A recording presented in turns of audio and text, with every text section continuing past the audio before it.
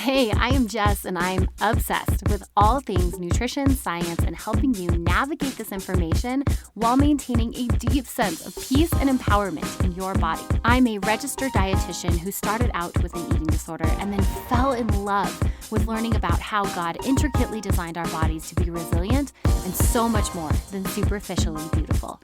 I am now a mama who loves to be healthy, not because of how it makes me look, but because of how it has transformed the energy I can give to my family, my friends, and you. On this show, we hit on real talk around the latest nutrition science and body image resiliency, all while balancing it between grit and grace. Think of this as your weekly audio coffee to encourage your empowered eating journey. This is the Fuel Her Awesome podcast.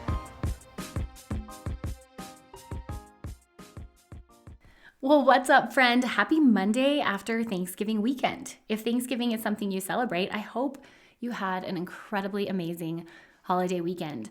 I had 4. Wednesday, Thursday, Friday, Saturday. No, 5. 5 days of food and family. And it was so wonderful. But my biofeedback is telling me I need a good night's rest to start moving and some salads because we ate just tons and tons of food. But I have to tell you guys that if you're coming off the holiday weekend feeling maybe off or like you need to make up for the holiday weekend, maybe you feel some guilt going into this Monday, like you got to hit it hard, I just want to let you know this is where empowered eating really shines. In an empowered eating world, we truly value that food is connection, and when we can value the connection food can bring, when we value enjoying food, it changes our experience with food and how we trust our body to handle some of the things like Thanksgiving weekend. So if you at all struggled over the weekend, I just want to say, number one, you are not alone. I spent so many years where holidays were more stress than fun because of all the food. I didn't know how to handle it. I felt a lot of guilt. If you're there, you're not alone. And there is a different way to go about the holiday season. And we're going to be breaking down some of exactly that on today's show. I have a really special interview for you guys today. You're hearing from Miss Meredith, who has transformed her life with empowered eating. She's gone from Weight Watchers and dieting to some more intuitive, flowy eating, and really found solid ground in the empowered eating model. And I know it's going to be an encouragement to anyone out there who maybe is just beginning your empowered eating journey. Maybe you need some encouragement, or maybe you're like, I haven't even started and I don't know where to start. Her story is one that so many can relate to, and I know you will be encouraged by today. Miss Meredith is a business owner and a mom of 3, so you know this woman is busy and juggling all the things. But where I really jive with her is she lives for spontaneous camping trips and really good food and family quality time. So we have some core values in common, which is part of why I had to invite her on the show, because I knew she was going to shine some of those things I think so many of you also value. And I know you are going to be encouraged by her story today. If at any point you are thinking, I need to understand empowered eating more, I need a better idea, Jess, there are a few ways you can get connected. You can always snag my free empowered eating masterclass. That's over at my website, jessbrownrd.com. It's about 20 minutes long. You get the outline of what exactly empowered eating is and how you can start implementing some steps into your day-to-day right now. So go snag that if you have not already. Or if you're like, I am just so ready, Jess. Like, I'm done with this. I'm done with the guilt. I'm done with not knowing how to manage the holiday season and then feeling like I, get back on the wagon in January only to fall off. That is a never-ending merry-go-round. If you're ready to dive all the way in, you can snag my Empowered Eating Method program over at jessbrownrd.com or learn more about working with me one-on-one. All right, grab that cup of coffee and let's dive into today's episode. Well, Meredith, welcome to the show. I'm so excited to hear more about your story. I can't wait. Now, you had mentioned you're a big camper. Tell me, are you a camper or are you a glamper? We've done both. We started camping before COVID, before it was cool. I was going to say before it was cool. That's exactly what I was going to say.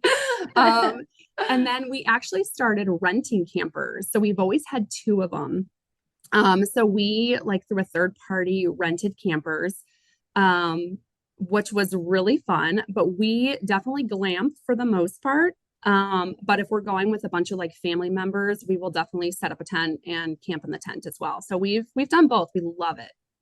It's such a good time. I always laugh when I like to ask that question because when people ask like, oh, you like camping, I say, oh yeah, we do it all the time. But then they start asking questions and I'm like, well, it's definitely more of like a glamping. Like I'm in a hotel room pretty much. But I'm with you. Like I'll still do the tent. Just not Campers often. are incredible these days. I mean, they are luxurious. They're so luxurious. Mm-hmm. So I'm sorry, do you own your own camper now? Yeah, we still have two of them. Okay. And then we camp as much as we can. We have a seasonal business in the summer, so we camp a lot in the fall. And then we rent it out all summer long. Oh, that's so cool. So Mm-hmm. cool. Well, I could talk about camping with you all day long, I'm sure. But I do want to dive into your story and your journey. Meredith, you have been a Fuel Her Awesome listener that honestly, you've fueled a lot of my fire. You've shared your story with me and your journey along the way, and I've absolutely loved hearing it. You've gone through some massive transformations over the last few years, but I know it didn't come easy. So tell us a little bit about your history with food and body image. Yeah, this question it really makes you think of like, gosh, when did this start? And I was looking back and I was like, gosh, it had to be like 7th or 8th grade. So there was this thing we did, and I don't know if we were alone, but we would like completely overconsume. We would go to sleepovers and we would just order pizzas and we would have all the food. And we would just completely overindulge to the point where we were stuffed. And then we'd wake up the next morning and we'd be like, okay, let's go for a walk or let's go to the gym, or like we have to work all that off. And even though it felt innocent at the time, you kind of realize in the back of your head that it kind of starts this thinking of we are overeating and then we have to work it off. So 7th and 8th grade, it kind of was what it was. But the Thanksgiving of my freshman year of high school, I remember so distinctly, nothing fit in my closet. I was so frustrated. I was in tears. I walked. Now, was that puberty? Just real quick, is that puberty or what was that? Okay. So just natural changes happening. Everything. I mean, I was still eating a lot and then thinking that would be okay. So I think my body was growing. I also have always been 5'10".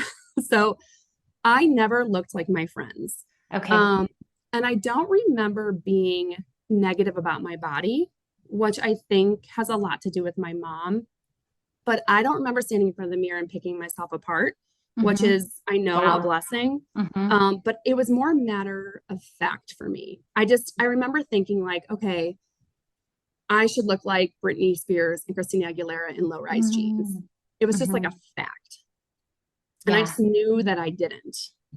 First of all, they're like teeny tiny. So like it's never even a possibility. I'm nowhere near the stature that they were, but it just was in the back of my head. Wow. Okay. And it was a unquestionable truth. Like that's just what you're supposed to look like. Yeah. Your belly is supposed to be that perfect, like flat. And you can picture it, Oh, yes. Oh, yeah. No, I had this is like kind of embarrassing, but I had a life-size poster of Britney Spears in my room. I mean, we loved her, right? And she had on that like teeny tiny bra with the low-rise jeans. So I know exactly what you're talking about. I think of the video where she had the snake as well. And I'm just like, that's what I'm supposed to look like. And I did not. But so Thanksgiving, I go into my mom and I'm just like, I am not comfortable. Nothing fits. I want help. I need help. So she has always been she's one of those women who is always supportive, but she doesn't sugarcoat things. So she said to me, Mare, like I can help you. I can walk with you. I can go shopping with you. We can buy new clothes. I can do whatever you want me to do or whatever you need. But you have to want to do it first. And up until that point, I really had not made any effort even with my kids now, I'm like, when they're in a bad mood, I'm like, let's go for a walk. Let's go, let's get some sunshine. Let's do something that moves our body. Cause I know how good it makes us feel now, but I didn't know that at the time. So she really kind of helped me through that. This is the tricky part because right then I made a decision. I want help. I'm gonna start to learn about eating well, doing these things. She was on Weight Watchers at the time, and I never signed up. I never really tracked. She just kind of let me use the book to align on like what foods were like lower point foods and things like that. And I can't knock it because it was the first time that I really learned the difference between fueling my body with fruits and veggies and protein versus pizza and donuts and Burger King. Okay. So I learned a lot. And in 6 months, I was in a different place. I felt so much more comfortable. I don't remember weighing myself a ton either. I just know that like my clothes started fitting. I went to a private school, so we all wore uniforms, which I thank God every day for, because I love the fact that we didn't have that. So there was not that pressure. All of a sudden it was just like my uniform skirt was fitting better and everything felt better. And I really once I felt comfortable, it wasn't even like, I didn't go back to it. I wasn't like, oh, I want to go back and do this. So I would say it was a healthy experience. Okay. But what I didn't realize at the time was that it set this mindset of kind of starting a cycle that if I ate whatever I wanted, I would always have an option to lose it. And I am the queen of all or nothing. So you're not alone. All or nothing thinking is it's my biggest thing. But it just started the roller coaster. So after that, kind of going into college, I don't remember a whole bunch, but really it was started when I got pregnant with my son. And I stopped everything I was doing. I was always fairly active. When I got pregnant, I stopped all of it and I ate my way through pregnancy. Down the street from work was this deli and they had these buttered breakfast sandwiches. And anytime I craved one, I would go get it. There was no thinking about how my energy was or how I felt. I ate my way through pregnancy. And then after I had the baby, I was like, well, I'll just go back to what I did before. It worked in high school, but now I'm not 14. I have a full-time job. I have a baby. I have a husband. And I couldn't spend my days tracking my food or looking at like a planner or anything like that. So I quit because that's what I did. And then I started running because I felt like with running, I could at least eat anything I wanted. Now, like looking back, saying these things out loud, I'm like, girl, how did you not see this before? Well, it's all easier in retrospect, right? It's all easier. Yeah, I didn't see it. I didn't see it as a problem. I just, so after pregnancy, I started running. I like ran a half marathon 9 months after giving birth. And it was only because I wanted to be able to eat whatever I wanted. It was the only reason I was running as much as I was. And thinking like, oh, you didn't have time to track your food, but you had time to train for a half marathon. I don't know where that time came from, but it made sense, right? At the time, it made sense. It did.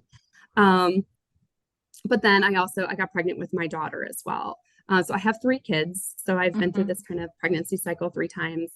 But with my second, I committed to a healthy pregnancy and I did it. I was able to have a successful VBAC.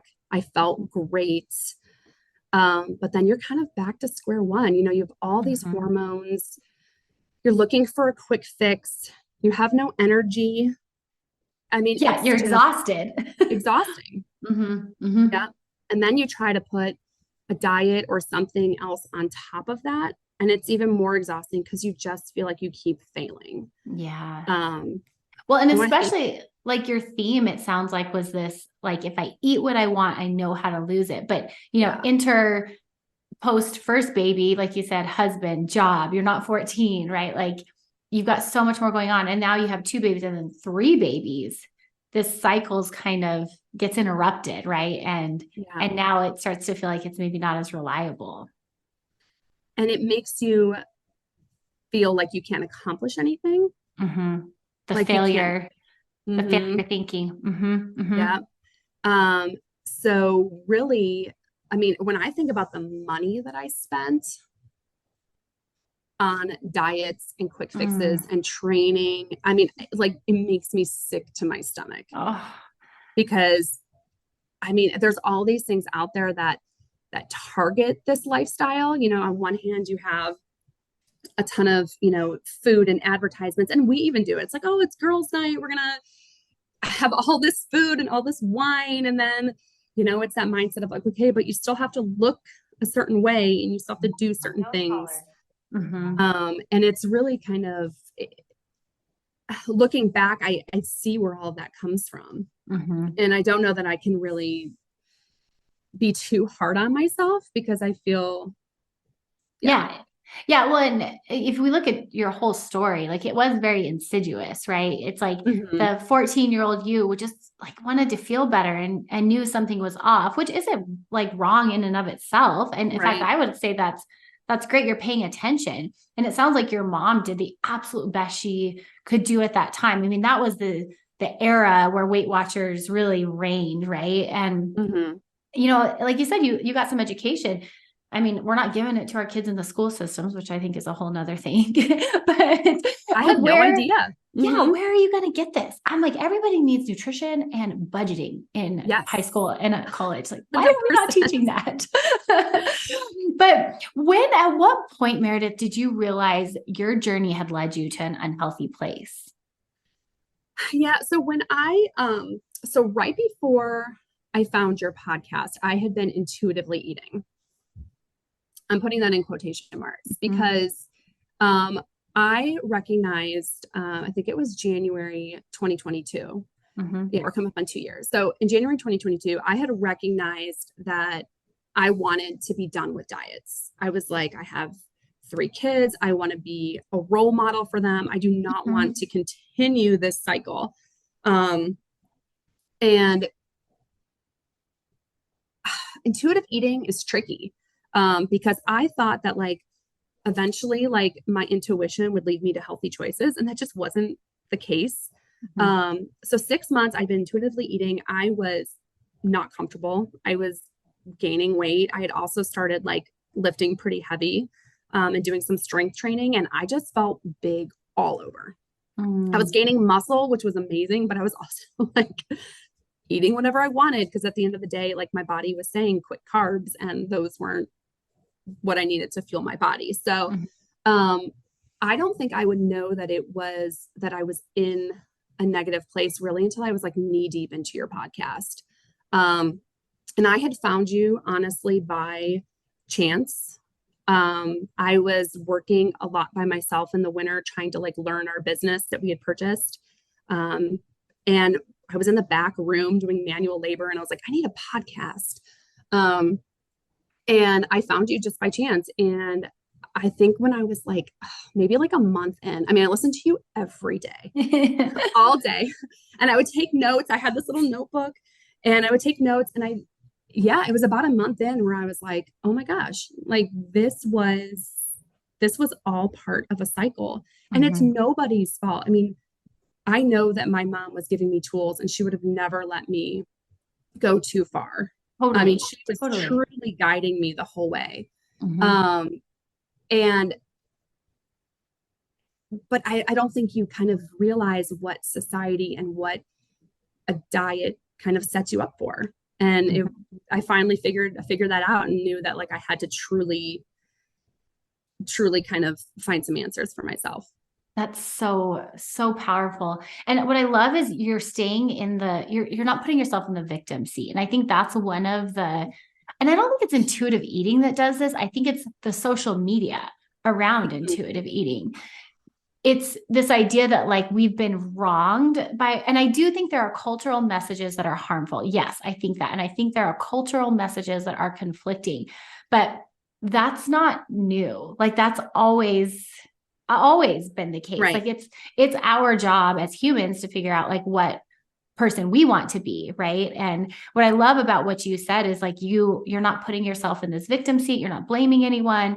You're very much like, this is just how it happened, and here's what I decided to do about it. I mean, it's really empowering. It's cool to hear. It feels good. I mean, I dug out my journal from the first day I started journaling. And it was the Monday following Thanksgiving. So it was November. And so we're coming up on like almost exactly a year of this empowered eating journey.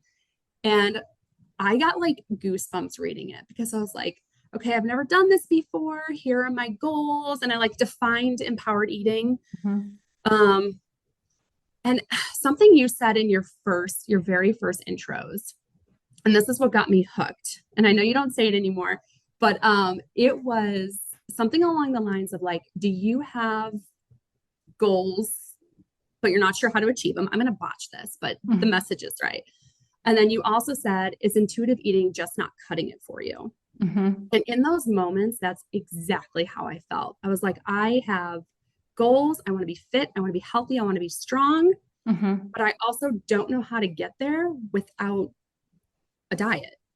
I don't know how to get there without some kind of safety blanket that if I don't do it, I can fall back on and say, oh, it just didn't work. And that's where you kind of had me. And then it was like nutrition advice backed by science. And I was like, done. So, it just, you had all the pieces that I think people so badly need to be able to step away from this cycle. Well, and it sounds like the intuitive eating journey for you like became more impulsive, maybe because it repeated some of that old cycle and like didn't actually allow you to like kind of grow towards some of the goals you have, or like took away some of the permission to set some of these fitness goals, which, yeah, I'm a big believer. And I think it is hard because the core principles of intuitive eating, like if you actually read the book, which most people are getting the stuff from social media, right? But if you actually read the book and look at the principles, they're amazing. But the last piece of intuitive eating, the very last step, is something called gentle nutrition, which is where we start to implement targeted nutrition. And I will say I'm a little bit more, I mean, I think of the word, I'm an intense personality. So the word that comes to mind is like aggressive. I have a more aggressive approach to the gentle nutrition, like in the most loving way, of course. But it's like, because I'm a sports dietitian and I do work with people who move their body. And I believe you're an athlete. If you move your body on purpose, like that's not just for professional level athletes, but like when we do those kinds of things, we don't really eat intuitively. I mean, after you go for a run, I don't know if you felt this, Meredith, but either you're not hungry after a run because you've shook your gut for a period of time, or you're starving. Like that's a really hard thing to intuitively do. So, I mean, those are some of my thoughts, but I'm curious, what are some of your thoughts on the misconceptions around intuitive eating that led you astray? And I would have to say, I definitely just went based on what I found on social media. So I only was seeing all of these beautiful, thin women, and just that's the truth, eating whatever they wanted. And so in my head, I thought, okay, well, I knew that I couldn't eat whatever I wanted because I know that, but I had not yet gotten myself out of an all or nothing thinking. So I still had that mindset of, okay, well, if I had a couple pieces of pizza for lunch, instead of having chicken and rice and roasted vegetables for dinner, my day's ruined. So I'm just going to have a milkshake and a hamburger. And, instead of kind of putting the pieces together as a whole, which is where I think the knowledge comes from. You have to have the knowledge before you can eat to fuel your body, because I don't think if you have to have those puzzle pieces, because you can intuitively eat, but okay, well, intuition's telling me that I really want a glass of wine. So listen to my body. Right. And that's not always the case, or like, especially like around our cycle, right before our period, the intuition's telling me that I should just give it all up and dive into a vat of chocolate. But now I know that like there's certain supplements right before your cycle that help, and that actually having protein and vegetables before your cycle helps. And like there's so much knowledge now, and I think that's where that empowered piece comes from, versus just being intuitive about it.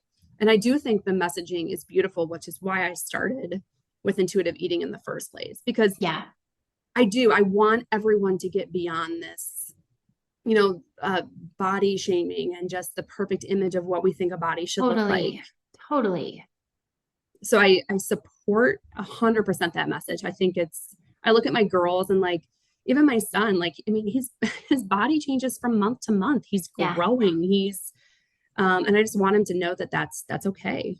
Yeah. Well, I think you touched on something that is really important to mention, and that's kind of the message that is in social media on intuitive eating. And it's a lot of thin white women that eat whatever they want. And there were 2 points actually that led me to realize there was pieces of the puzzle missing. And one of them was a client I worked with before I started the podcast. And I was really, we're working, I was all intuitive eating, super into it. And she was like, yeah, but Jess, the way you intuitively eat is different than the way I intuitively eat, because you're intuitively eating with a bachelor's degree and a master's degree in nutrition. And I was like, whoa, that's so like, you're right. Like I'm coming in when I feel a craving, like I filter it through my knowledge. Right. And I think that's not conveyed on social media when we see these people promoting intuitive eating. Like there has to be that education piece. And then, again, like the sports side of it, when we come to sports nutrition, there is a lot of really cool science on how we can tailor nutrition to enhance our performance. Or like you said, tailor nutrition to manage some of our PMS symptoms. I mean, there's a reason there's cool nutrition science out there. And to rob us of that, I think it's a bummer. I mean, I'm biased because I love that stuff, but I do think it's a bummer because, I mean, in your case, it was a piece of the puzzle that was missing. Huge. Yeah. So how did you transition from more of this intuitive eating to empowered eating? Knowledge. So I would listen to the podcast. I'm like, okay, I'm a big fan, but I couldn't believe that I finally found something that was giving me all the pieces I needed. Awesome. That's awesome. So I would listen to the podcast and I would have my little notebook, and the one that stood out the most, I think, where I realized I was like, okay, I have to start writing this down. Was way in the beginning, you did one like all about protein. And it was just the different types of protein, the benefits of protein. And like this light bulb went off. I was like, I am not getting enough protein. And I did for like a week actually weigh my protein, just to not for like tracking, but just to see what I was getting. Sure. And I was way under eating protein, especially for somebody who was strength training and having like building goals. So that was huge. Supplements around like moods. I mean, so much knowledge about moods. And I just kind of slowly, it was very slow, but just kind of very slowly started to put the pieces in place as I gained the knowledge. And then I kind of finally eventually realized that it was like, now it's just what I do. Like, that's so cool. I know you say this with your kids, but like, I just talk about biofeedback all the time. Like, when they're moody, I'm like, have you had water? Some of those basics. Outside? And it's really cool. I mean, and now they've learned a ton too.